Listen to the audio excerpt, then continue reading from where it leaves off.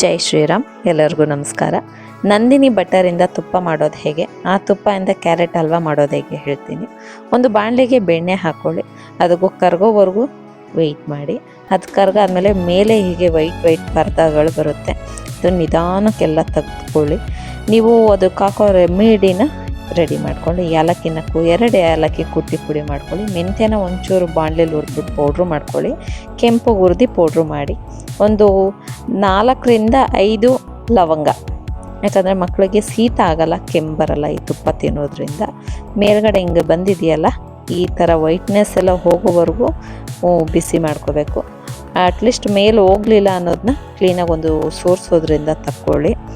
ಆಮೇಲೆ ತೊಗೊಂಡಾದಮೇಲೆ ನೀವು ಮೆಂತ್ಯದ ಪುಡಿ, 1 ಸ್ಪೂನ್ ಮೆಂತ್ಯ ಹುರಿದು ಪೌಡ್ರ್ ಮಾಡಿರೋ ಮೆಂತ್ಯ ಪುಡಿ, ಹಾಗೆ ಒಂದು 4 5 ಲವಂಗ,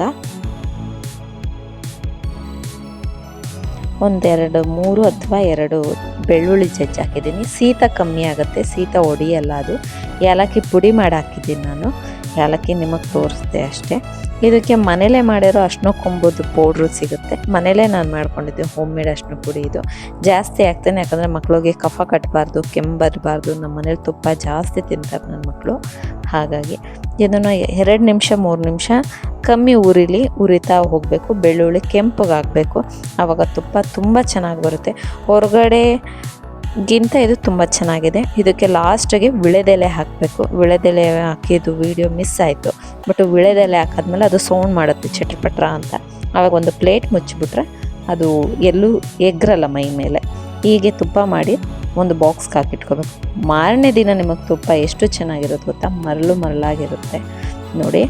ಇದು ನಂದಿನಿ, ಪ್ಯೂರ್ ನಂದಿನಿ ತುಪ್ಪ, ಎಷ್ಟು ತುಂಬ ಚೆನ್ನಾಗಾಗುತ್ತೆ. ಈಗ ಆ ತುಪ್ಪ ಕಾಯಿಸಿರೋ ಬಾಣಲಿಲಿ ನಾನು ಕ್ಯಾರೆಟ್ ಹಲ್ವಾ ಮಾಡ್ತಾಯಿದ್ದೀನಿ.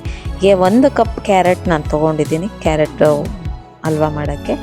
ಮಕ್ಕಳಿಗೆ ಇದರಲ್ಲಿ ಒಳ್ಳೆ ಪ್ರೋಟೀನ್ ಸಿಗುತ್ತೆ, ವಿಟಮಿನ್ ಸಿ ಸಿಗುತ್ತೆ, ಸ್ಕಿನ್ ಚೆನ್ನಾಗಿ ಬ್ರೈಟ್ ಆಗುತ್ತೆ. ಹಾಗೆ ಕಣ್ಣಿನ ಸಮಸ್ಯೆ ಏನೇ ಇದ್ದರೂ ಕ್ಯಾರೆಟ್ ಜಾಸ್ತಿ ತಿನ್ನೋದ್ರಿಂದ ಕಣ್ಣು ತುಂಬ ಚೆನ್ನಾಗಿ ಕಾಣುತ್ತಂತೆ. ಆ ಬಾಣಲಿಲಿ ತುಂಬ ಜಾಸ್ತಿ ಇರುತ್ತಲ್ಲ, ಹಾಗಾಗಿ ಇದನ್ನು ಮಕ್ಕಳಿಗೆ ಸ್ವೀಟ್ ಕಮ್ಮಿ ಹಾಕಿ ಕ್ಯಾರೆಟ್ ಹಲ್ವಾ ಮಾಡಿಕೊಟ್ರೆ ಮಕ್ಕಳಿಗೆ ತುಂಬ ಬೆನಿಫಿಟ್ ಆಗುತ್ತೆ. ಕ್ಯಾರೆಟ್ನ ಅದೇ ಬಾಣಲೆಗೆ ಹಾಕಿ ಹುರಿತಿದ್ದೀನಿ. ತುಪ್ಪ ಸ್ವಲ್ಪ ಕಮ್ಮಿ ಆಯಿತು ಅಂತ ನಾನು ಇನ್ನೂ 2 ಸ್ಪೂನ್ ತುಪ್ಪ ಹಾಕ್ಕೊಂಡು ಹುರಿತಿದ್ದೀನಿ. ಚೆನ್ನಾಗಿ ಹುರಿದಷ್ಟು ಅದು ತುಪ್ಪ ಬಿಡ್ತಿದೆ ಅನ್ನೋ ಟೈಮಲ್ಲಿ ನಿಮ್ಮ ಕ್ಯಾರೆಟ್ ಹಲ್ವಾ ತುಂಬ ಚೆನ್ನಾಗಿ ಬರುತ್ತೆ. 1 ಕಪ್ ಕ್ಯಾರೆಟ್ಗೆ 1 ಕಪ್ಪು ಬೆಲ್ಲ ಹಾಕ್ತಿದ್ದೀನಿ. ನಾನು ಸ್ವಲ್ಪ ಸ್ವೀಟ್ ಕಮ್ಮಿ ಹಾಕ್ತೀನಿ. ನನ್ನ ಮಗಳು ಸ್ವೀಟ್ ತುಂಬ ಕಮ್ಮಿ ತಿಂತಾಳೆ ನೋಡಿ. ನನ್ನ ಮಗಳು ನಿಂತಿದ್ದಾಳೆ, ಯಾವಾಗ ಮಾಡಿಕೊಡ್ತೀಯಮ್ಮ ನೀನು ಅಂತ. 1 ಕಪ್ ಕ್ಯಾರೆಟ್ಗೆ 1 ಕಪ್ ಬೆಲ್ಲ ಹಾಕಿ, ಹಾಗೆ 1 ಕಪ್ ಕ್ಯಾರೆಟ್ಗೆ 2 ಕಪ್ ಹಾಲು ಹಾಕ್ತಿದ್ದೀನಿ. ನಾನು ತುಂಬ ಡ್ರೈ ಆಗಿ ಮಾಡಲ್ಲ, ಸ್ವಲ್ಪ ಲಿಕ್ವಿಡ್ ಟೈಪ್. ಹಾಲು ಜೊತೆ ಕ್ಯಾರೆಟು, ಹೀಗೆ ಹಾಲು ಕುಡಿಯಲ್ವಲ್ಲ ಮಕ್ಕಳು, ಅವಾಗ ಈ ಕ್ಯಾರೆಟ್ನ ನಾನು ಹಿಂಗೆ ತುಪ್ಪದಲ್ಲಿ ಹುರಿದು ಹಾಲಲ್ಲಿ ಹಾಕಿ ಕೊಟ್ಬಿಡ್ತೀನಿ. ವೀಕ್ಲಿ 1 ಟೈಮ್ಸ್ ಕೊಡೋದ್ರಿಂದ ಅವ್ರಿಗೂ ಡೈಲಿ ಹಾಲು ಕುಡಿತಿದ್ದೀನಿ ಅನ್ನೋ ಫೀಲ್ ಬರಲ್ಲ. ಇವತ್ತೇನೋ ಸ್ವೀಟ್ ಮಾಡಿದ್ದಾರೆ ಅಮ್ಮ ಅನ್ನೋ ಥರ ಇರುತ್ತೆ. ಸಕ್ಕರೆಗಿಂತ ಹೆಚ್ಚಾಗಿ ಬೆಲ್ಲನೇ ಯೂಸ್ ಮಾಡಿ. ಸಕ್ಕರೆನೂ ಪಾಯ್ಸನು, ಬೆಲ್ಲದಲ್ಲೂ ಸಕ್ಕರೆ ಇರುತ್ತಾರೆ ಅಂತಾರೆ, ಬಟ್ ಅಟ್ಲೀಸ್ಟ್ ಆಯುರ್ವೇದಕ್ಕೆ ತಿಂತಿದ್ದೀವಿ ಏನೋ ಖುಷಿ ಇರುತ್ತೆ. ಬನ್ನಿ ಈಗ ನಾವು ಕ್ಯಾರೆಟ್ ಹಲ್ವಕ್ಕೆ ತುಪ್ಪದ ಒಗ್ಗರಣೆ ಕೊಡೋಣ. ನಾನು ಬಾದಾಮಿ ಇತ್ತು, ದ್ರಾಕ್ಷಿ ಇದೆ, ಬಟ್ ಗೋಡಂಬಿ ನಾನು ನನ್ನ ಮಕ್ಕಳಿಗೆ ಕೊಡೋದಿಲ್ಲ. ಕೆಲವು ಟೈಮಲ್ಲಿ ಅವರು ಅದನ್ನೇ ನೋಡೋದು ತುಂಬ ತಿಂತಾರೆ ಅಂತ. ಒಂದು ಬಾಣಲಿ ಇಟ್ಟು ಅದನ್ನು ಸ್ವಲ್ಪ ಕ್ಯಾರೆಟ್ ಹಲ್ವಾ ಸ್ವಲ್ಪ ಲೈಟಾಗಿ ಇನ್ನೊಂಚೂರು ಪಾಕ ಆಗಲಿ ಅಂತ ಹೇಳಿ ಅಲ್ಲೇ ಇಟ್ಟು ಒಂದು ಬಾಣಲಿ ಇಟ್ಟು ಅದಕ್ಕೆ 1 ಸ್ಪೂನ್ ತುಪ್ಪ ಹಾಕಿದ್ದೀನಿ. 1 ಅಥವಾ 2 ಸ್ಪೂನ್ ಹಾಕ್ಕೊಳ್ಳಿ. ಬಾದಾಮಿ ಚೆನ್ನಾಗಿ ಹುರಿಬೇಕು, ಅದು ನಿಮಗೆ ಒಳ್ಳೆ ಸ್ಪೈಸಿ ಕೊಡಬೇಕು. ಸ್ಟವ್ ಆಫ್ ಆದಮೇಲೆ ದ್ರಾಕ್ಷಿ ಹಾಕಬೇಕು. ಅಲ್ಲಿವರೆಗೂ ನೀವು ಡೈರೆಕ್ಟ್ ದ್ರಾಕ್ಷಿ ಹಾಕಬಾರ್ದು, ಅವಾಗ ಅದು ಊದೋದ್ರಿಂದ ಮಕ್ಳಿಗೆ ತಿನ್ನೋಕ್ಕೆ ಇಷ್ಟ ಆಗಲ್ಲ. ಆ ಬಿಸಿಲೇ ದ್ರಾಕ್ಷಿ ಸ್ವಲ್ಪ ಲೈಟಾಗಿ ಬಿಸಿ ಆಗುತ್ತೆ, ಅದನ್ನು ನೀವು ಹಲ್ವಕ್ಕೆ ಹಾಕಿ ತುಂಬ ಟೇಸ್ಟಾಗಿ ಬರುತ್ತೆ. ಇದನ್ನು ಮಕ್ಳಿಗೆ ಕೊಡೋದ್ರಿಂದ ಒಳ್ಳೆ ಪ್ರೋಟೀನ್ ಸಿಗುತ್ತೆ. ಸ್ವೀಟ್ ಆದಷ್ಟು ಕಮ್ಮಿ ಹಾಕಿ, ಮಕ್ಕಳಿಗೆ ಜಂತುಹುಳ ಸಮಸ್ಯೆ ಬರೋದಿಲ್ಲ. ಚೆನ್ನಾಗಿದೆ, ಟ್ರೈ ಮಾಡಿ. ನಿಮ್ಗೆ ಇಷ್ಟ ಆದರೆ ಸಬ್ಸ್ಕ್ರೈಬ್ ಮಾಡಿ, ಲೈಕ್ ಮಾಡಿ. ಲಾಸ್ಟಲ್ಲಿ ಏಲಕ್ಕಿ ಪುಡಿ ಒಂದು ಮಿಕ್ಸ್ ಮಾಡ್ತಿದ್ದೀನಿ ನೋಡಿ.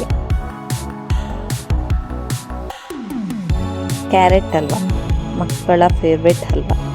ನಮ್ಮ ಮನೇಲಿ ಹೋಮ್ ರೆಮಿಡಿ ಮಾಡಿರೋ ತುಪ್ಪದಿಂದ ಮಾಡಿರೋ ಕ್ಯಾರೆಟು ಮಕ್ಕಳು ಹೀಗೆ ಸ್ಟೈಲಿಶ್ ಆಗಿ ಕೊಡೋದ್ರಿಂದ ತುಂಬ ಖುಷಿ ಆಗ್ತಿರ್ತಾರೆ. ಈ ಥರ ಆಹಾರ ಕೊಡೋದ್ರಿಂದ ಮಕ್ಕಳು ದಪ್ಪನೂ ಆಗ್ತಾರೆ. ಜೈ ಶ್ರೀರಾಮ್.